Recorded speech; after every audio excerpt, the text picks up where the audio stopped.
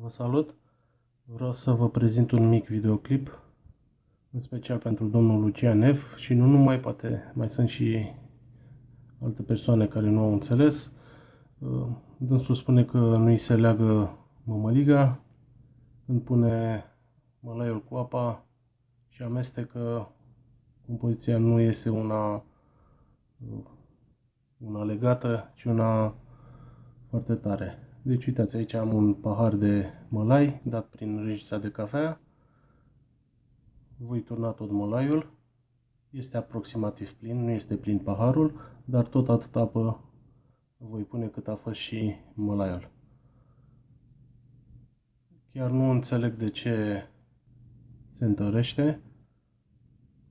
Fac de atâta timp această rețetă. Nu am avut astfel de probleme să se întărească la un pahar de apă și un pahar de mălai. Iată și paharul cu apă. Am pus cantitatea cât era și mălaiul, deci nu era plin.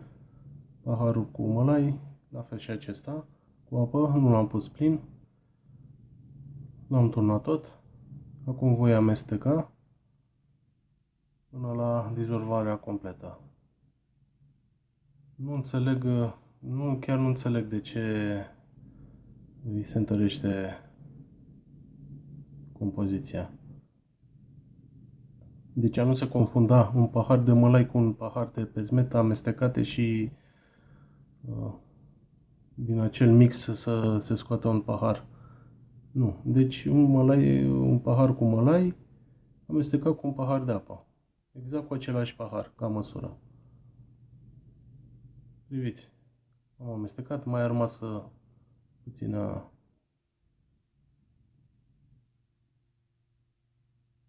Iată. Amestecăm bine până la dizolvarea completă și nu se întărește. Nu e niciun secret, nu e vorba de supărare, nu se supără nimeni. Am făcut acest videoclip, chiar am vrut să-l fac special. Nu am nimic de ascuns. Vreau fiecare să înțeleagă că tot ce urc, orice videoclip care îl urc, nu este o minciună, nu ca și gramaj. Nu am de ce să fac această treabă.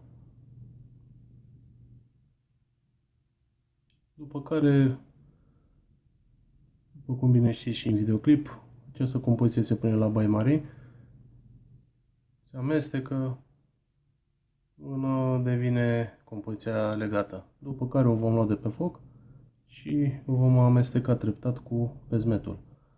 Dar, cum am și spus în videoclip, nu trebuie pus tot pezmetul. Doar atât cât să formăm o compoziție omogenă, ca plastelina. Bineînțeles, fiecare poate să pună și un pahar plin cu pezmet, dar garantat va ieși mult mai tare mămăliga. Posibil și sfărâmicioasă. Deci cam asta a fost.